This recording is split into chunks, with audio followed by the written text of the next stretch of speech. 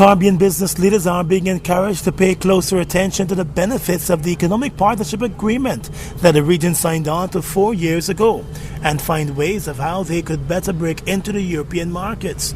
Earlier this week, Caricom, along with Caribbean Export, hosted journalists at the workshop in Grenada to get the message through to the rest of the region.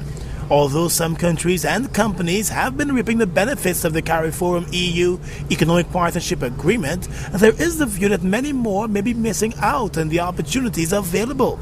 I sat down with Trade and Services and Investment Specialist Alison Francis at the Grenada Forum, and she said one of the big problems facing Caricom and regional organizations which push the EPA is an information gap.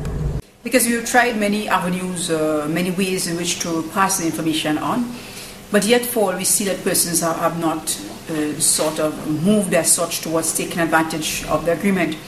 What we've also found is that not just about moving towards taking advantage of the agreement, you ask questions and persons still seem not aware of the actual issues involved, not just from understanding their obligation, but importantly their rights as well. If you know your rights, then you can challenge the agreement, you can take advantage of the agreement. A number of Caribbean companies have seen increases in their export to the European markets since the EPA came into being back in 2008.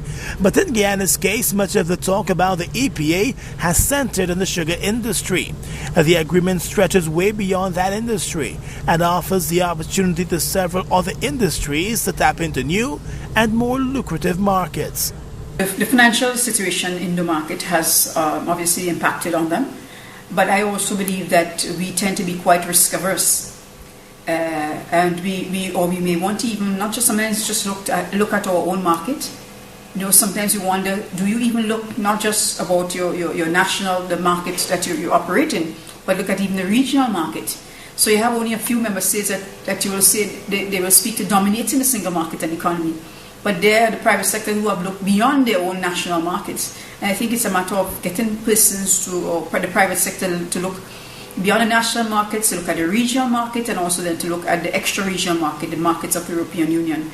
And I think that would better in terms of be able to position them to take advantage. We are aware, yes, there will be some risks and so forth involved, but the agreement helps that. A number of regional bodies like Caribbean Export and even the European Commission in the region have been offering assistance to companies as part of their plan to get the private sector playing a greater role in the EPA and benefiting more from the agreement.